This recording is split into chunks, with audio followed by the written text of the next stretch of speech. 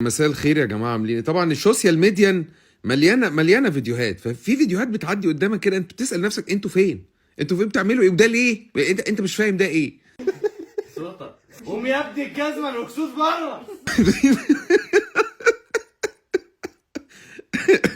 طبعا انت متخيل صاحبك داخل عليك باللبس ده بيصحيك ويقول لك قوم يا ابني الجزمه الهكسوس بره، يعني انت متخيل الوضع هيبقى عامل ازاي؟ قوم يلا يا عبد انا بحارب لوحدي.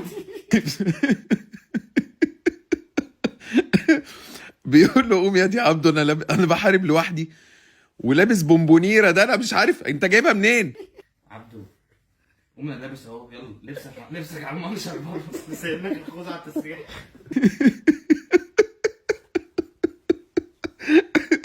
ايه الواد ده غريب والله العظيم، ده مش طبيعي. بيقول له لبسك على المنشر وسايب لك الخوذه على التسريح.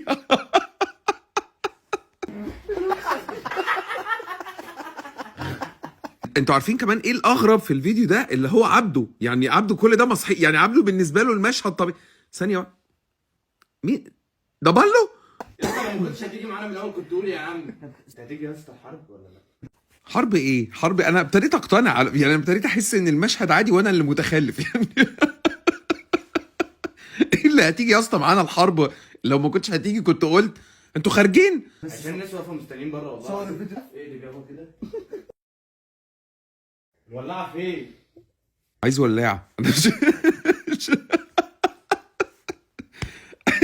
ما عندك يا ابني في مدينة الانتاج، ما ده انت غريب.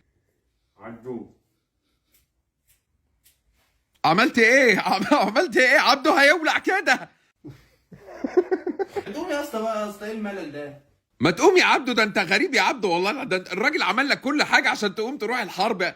انا هاجي معاه، قيس بس الخوذة لو جت على مقاسي هاجي معاك انا.